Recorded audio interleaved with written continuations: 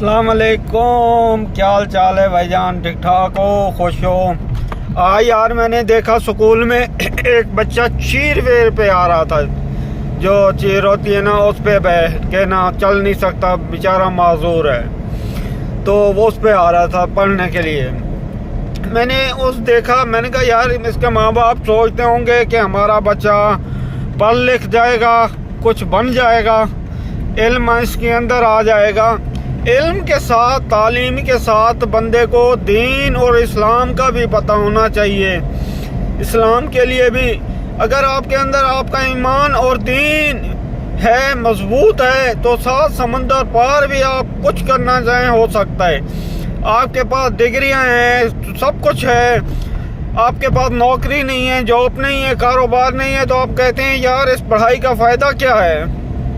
हमने यूँ खाम खा इतने साल ज़िंदगी के ख़राब किए, इतने पैसा लगा के, तो इसका पढ़ने का फ़ायदा ही नहीं। अब देखो पाकिस्तान से डॉक्टर, इंजीनियर बाहर चले गए, पाकिस्तान में नौकरियाँ नहीं, जो पाकिस्तान का हालात हैं। तो इसलिए ईमान अपना मजबूत रखें और अपना ख्याल रखें। अगर हमारे अंदर थोड़ा सा भी दीन का है ना, तो वो इंसान को बहुत सारे कामों से बचा सकता है, बुराई से, हर चीज से।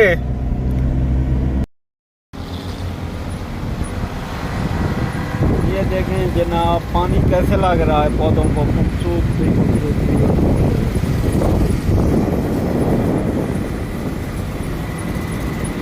ऐसा माहौल, पानी कैसे लग रहा है पौधों के साथ।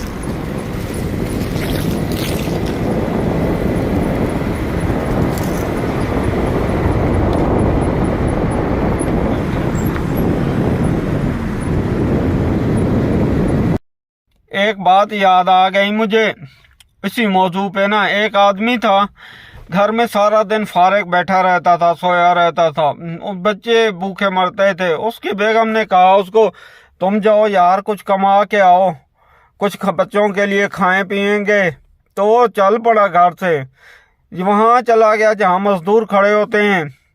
तो वहाँ जाके खड़ा हो गया मजदूरों के साथ। 12 बज गए, कोई नहीं आया। सोचा यार आज भी दिहाड़ी नहीं लगी। तो घर के साथ, उसके साथ एक जंगल था छोटा सा, तो उस जंगल में चला गया। वो मुसल्ला पड़ा था, वहां जाके अल्लाह की इबादत करता रह गया। शाम हो गई तो घर आ गया। बेगम ने पूछा कि दिहाड़ी सामान लायो? कहते हैं नहीं। उन्होंने कहा आज का दिन गुजारा कर लो, कल की दिहाड़ी के साथ तुम्हें दे देंगे 2 दिन के पैसे। चलो, रात को सो गया, सोच रहे अगर कल भी दिहाड़ी ना लगी तो मैं क्या करूँगा। चलो, घर से जाने लगा तो बेगम ने कहा भाई का सामान ले आना खाने के लिए, घर में कुछ नहीं है।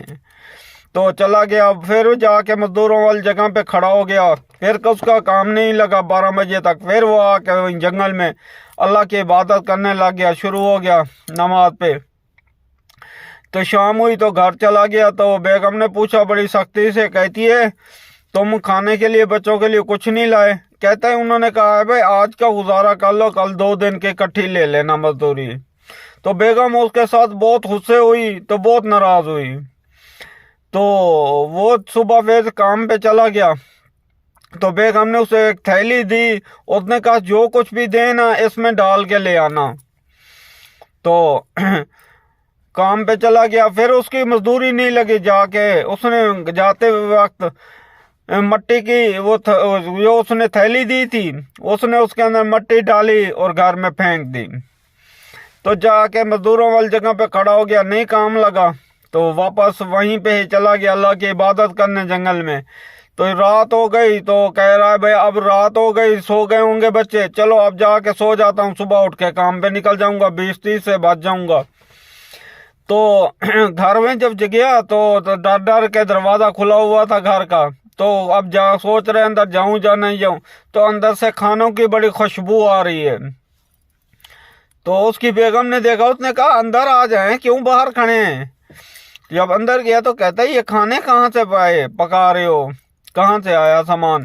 कहता है जहाँ तूने मजदूरी की थी ना, उस घोड़ी पे आया, सफेद दाढ़ी वाला था, सफेद लिबास था। उसने कहा जितनी उसने मजदूरी की, अगर पहले इतनी मजदूरी करता रहता तो उसको और भी दे देते। जितने दिन उसने मजदूरी की है ये उसकी है, मजदूरी, तो आगे करेगा तो इंशाल्लाह आगे भी उसको देंगे।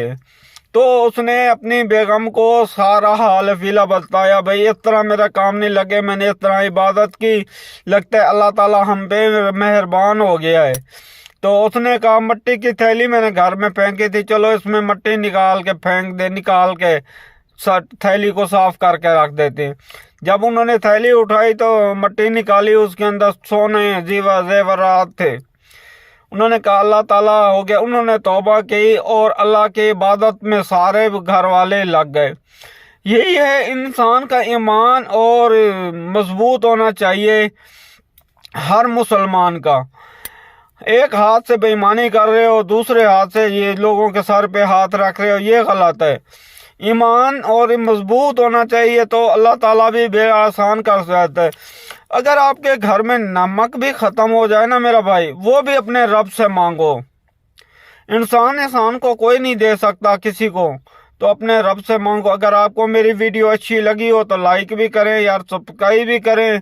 तो इंशाल्लाह आगे नई वीडियो के साथ मिलते हैं। अल्लाह हाफिज।